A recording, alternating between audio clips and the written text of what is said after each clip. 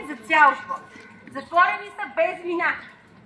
Те са затворени там просто защото не могат да си изкажат мнението, гласа си и да се защитят. Те не могат да наемат адвокат. Не могат да кажат аз съм невинен. Не могат да се оправдаят. Те могат единствено и само да страдат. И го правят ежедневно. Ние сме тук, за да кажем стоп на това страдание. Да спрем насилието във всяка форма и във всяко лице. Не сме тук само за животните. Тук сме и за хората. Много се изписа по Фейсбук от така наречените любители на хората. Те са почкари, те са агресивни, те са луди. Ние не сме тук само за животните. Тук сме, защото сме хора с големи сърца. Ние защитаваме живота във всяка форма. И ми е много странно, къде са тези хора, които толкова много обичат хората, когато се гаврят с 5-годишно дете, когато се гаврят с жени, с възрастни хора. Защо те не се вдигнаха на протест? Защо не промениха законите, които ги няма в България? Хвърлиха ни прах в очите след първия протест, че нещата ще ли да се променят, че ще има реформа в Закона за защита на животните. Само, че няма реформа, няма промяна. Тя не е козметична, тя е смешна. Никаква. Какво казват адвокати? Не може да има наказание за убиец и мъчител на животни, при положение, че когато убиваш човек, когато си трафинкант на деца и жени за органи и проституция, те не получават никакви закони, са за животните лишини. Ма то е смешно. То не е смешно, то е жалко, то е страшно. Въпросът е, кога ще настъпи тази промяна? И до кога ние ще си мълчим? До кога ние няма да казваме нищо? Ние се превърнахме в едни животинки, които мълчат и ги тъпчат постоянно. Предполагам, че не само на мен, а на всички вас ви е писнало, щом сте тук. Жалко е, че за не знам колко хиляди е Перник, 80 беше, може би е по-малко, не знам колко е. Пребройте се.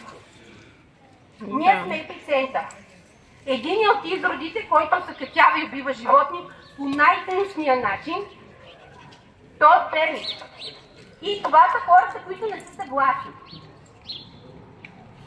Аз, честно казано, съм засрамен. Направо съм потресен.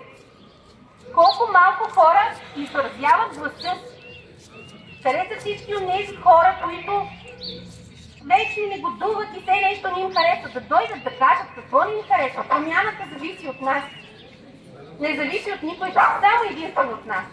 В приюта има около 200 кучета, варираща бройка, които ежедневно се получават сигнали колко са агресивни, колко са жестоки, как нападат деца, как нападат хора, как... Ето ги агресивните ни животни. Вижте ги. За съжаление не може да изведем всичките 200, но вижте ги колко са агресивни. Затова ги доведохме тук.